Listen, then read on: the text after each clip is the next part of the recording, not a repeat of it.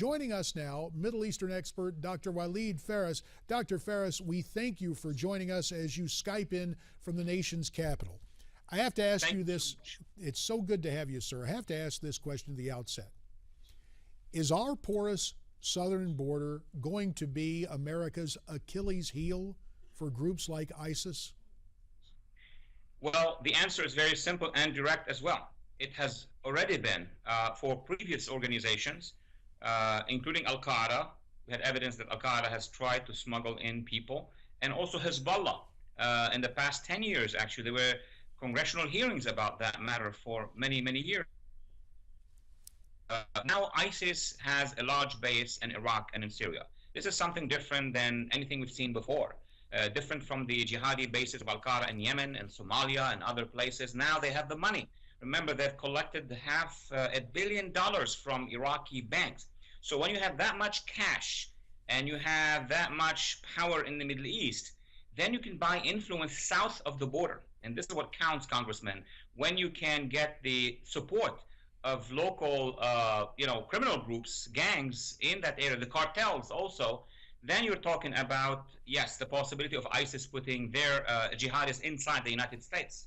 So, again, just to get this straight, you agree with Colonel Peters and, for that matter, Marine Corps General John F. Kelly, who said our southern border poses an existential threat to the United States.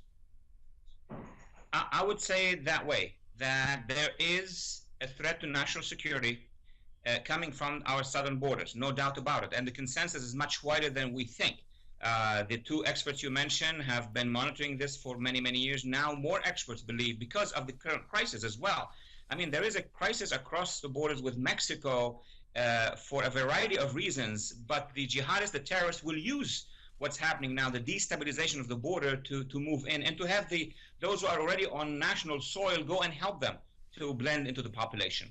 Now, we need, as compelling as your statements are on our border, we want to have a counterpoint to talk about what goes on overseas and to get a handle on what is happening in the Middle East. For example, we have a map to scale that we're going to put on the screen showing the size of Iraq and surrounding regions in comparison to the state of Texas.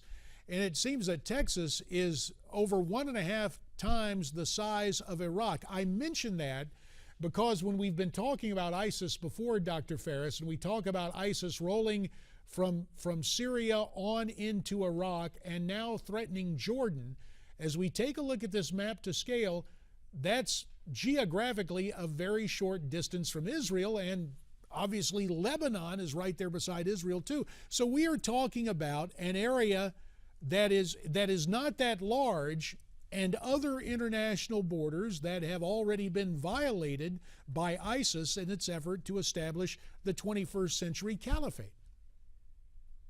Absolutely. I mean, if we use the same map that I can see from here, then you would expand even further. The drama is much bigger, Congressman.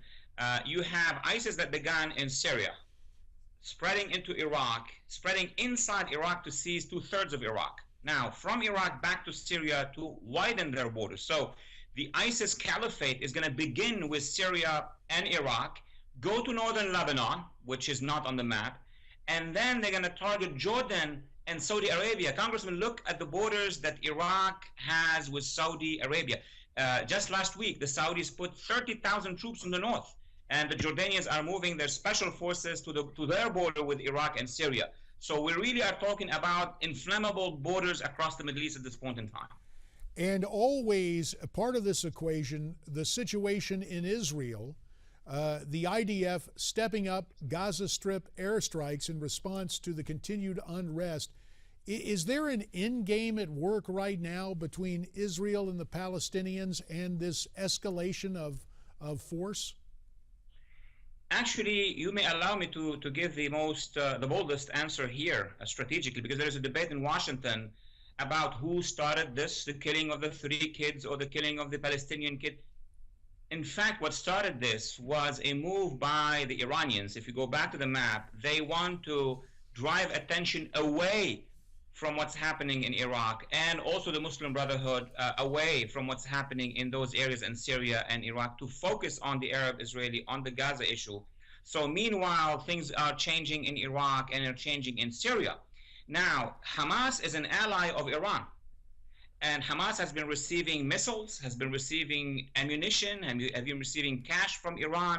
We now know from reports coming from the region as of today that the missile capacity of Hamas has gone from 100 kilometers to 165 kilometers. That's already 2/3 of inhabitable Israel. So the Israelis are going to be responding, but that's exactly what the Iranians want. They want the fire to explode in that area. So their seizing of 2/3 of Iraq, or 1/3 of Iraq, as a matter of fact, will be not seen or not monitored by the international community.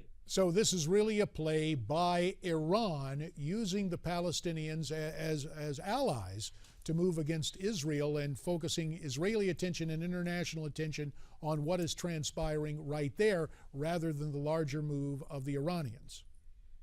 This is actually driving the cameras, our cameras, to between Gaza and Israel. And this is an Iranian use of Hamas. I wouldn't say the whole Palestinians, because Mahmoud Abbas and his government can't even control Hamas. They don't want this war, but they cannot control it. Hamas was very smart. Under instructions by the Iranians, they offered to Mahmoud Abbas to hide under his wing. They formed a unity government just 2 months ago. And I was wondering, why would they do that now? Well, of course, the second chapter would be after hiding under Mr. Abbas, then they will send those missiles in Israel. And they know that the Israelis will have to retaliate. They know exactly how the Israelis will do. And by doing so, now the shift is going to be from Iraq into Gaza. Meanwhile, Iranians are seizing one part of Iraq from Baghdad to Basra. I will tell you, Dr. Walid Phares, we appreciate you lifting the curtain and showing us the hidden hand of the Iranians here in terms of this geopolitical equation, and we thank you so much for your time. We're coming right back.